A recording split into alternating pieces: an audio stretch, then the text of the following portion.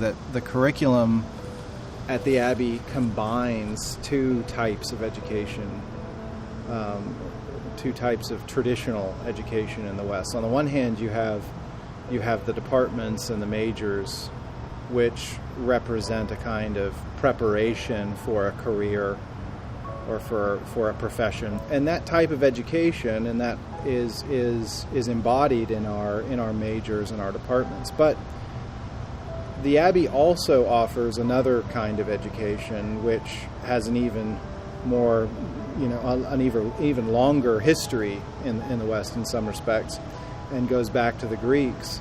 And that is an education which is usually referred to as a liberal education. And this type of education is embodied in the core, in which enables you to direct yourself toward the good by teaching you the truth and by teaching you what the good is. It's impossible to direct yourself toward what is good for you and for others and for the world unless you know what that is. You have to have some knowledge of it, some understanding of it, in addition to a strength of will to pursue it.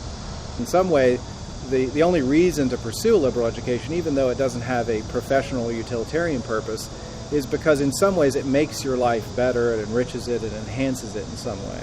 And so one of the things that we think is that a liberal education and a liberal arts education is one that in some way makes you more human. And that is something that is good in and of itself and worth being pursued for its own sake. It's a good. Now, those two things relate. A liberal education is the best foundation for any career and for a good life in general.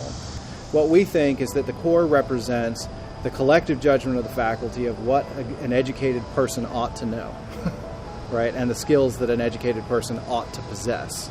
So that's what the core represents, and there's a sense in which the core is the foundation for the things that come later. It's not just something to get out of the way. It's a foundation.